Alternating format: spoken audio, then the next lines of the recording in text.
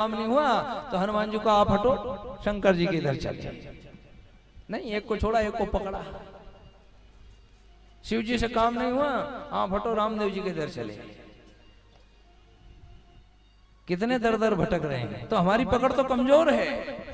भगवान से कहा नहीं नहीं, हम आपको नहीं पकड़े, आप पकड़ लेना, क्योंकि आपकी पकड़ मजबूत है। आपने एक बार पकड़ लिया तो आप कभी जिंदगी भर छोड़ेंगे नहीं।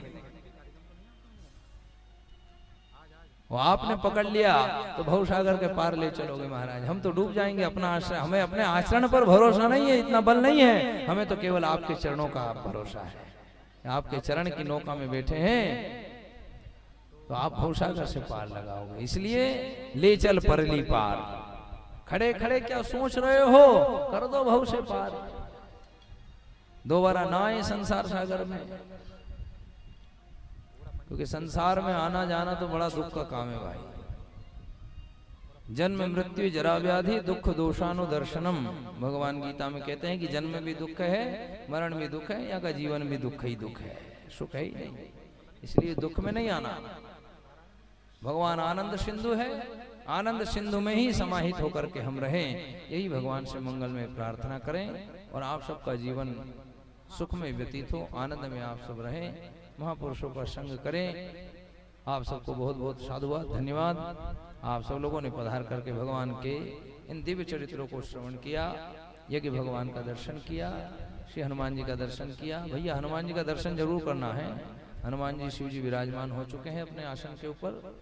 आप जब भी जाओ यहाँ से आरती के बाद प्रसाद लेकर के, या जब भी आपको समय मिले तो श्री हनुमान जी का दर्शन जरूर करना। और मगरखेड़ी वालों से तो एक बात तो हमने कही दी थी, एक बार और कह देते हैं। वैसे मगरखेड़ी वाले तो कोई दिख तो नहीं रहे इधर, सब उधर ही लगे हैं लगभग भोजन प्रसाद में लगे। अच्छा है उधर की व्यवस्था, लेकिन वो तो लाउड स्पीकर के माध्यम से सुन लेंगे कि हनुमान जी को ले आए पर राम जी को और लाना है। राम जी को लाए बिना बात बनेगी नहीं। इसलिए हनुमान जी तब खुश होंगे जब राम जी आएंगे।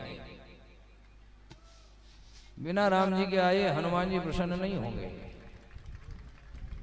इसलिए प्रयास करना जितना हो सके जल्दी श्री राम जी का मंदिर का निर्माण हो। जैसे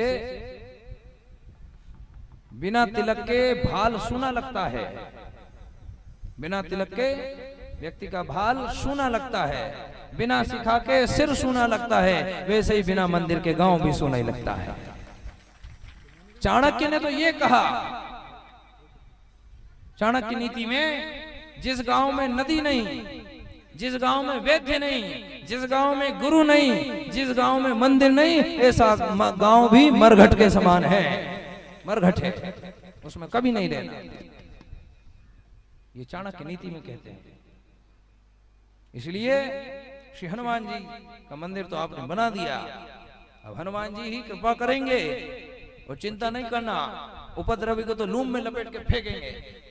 देख गदा मिला है, उन्हीं से प्रार्थना करो, सब सुख लहे तुम्हारी शरणा, तुम रक्षक काहू को डरना। डरने की कोई बात नहीं, करो आप तो सब भगवान देने वाले हैं। क्योंकि हनुमान जी को माता जानकी ने आशीर्वाद दिया है, क्या बोले, अष्ट सिद्धि नौ निधि के दाता, सब वो देने वाले हैं।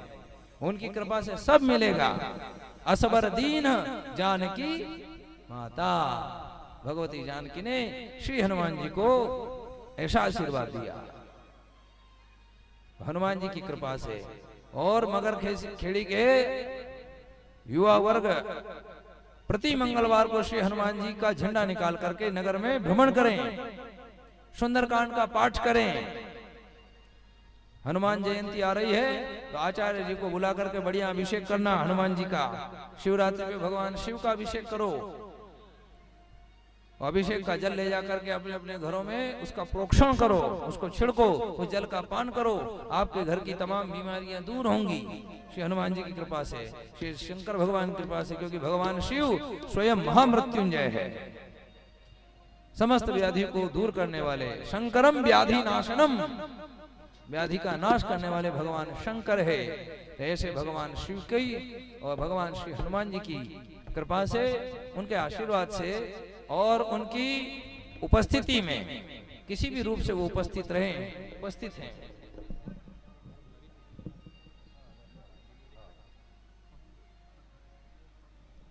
तो उनकी कृपा से निर्विघ्न ये याज्ञिक और सत्संग का कार्यक्रम संपन्न हुआ। और आज भी शाम की बेला है, तो आप सब बाहर से पधारे हुए अतिथियों का भी बहुत बहुत स्वागत वंदन है, व्यासपीठ की तरफ से भी और मगर खेड़ी वासी वालों की तरफ से भी हम ही कर दे रहे हैं।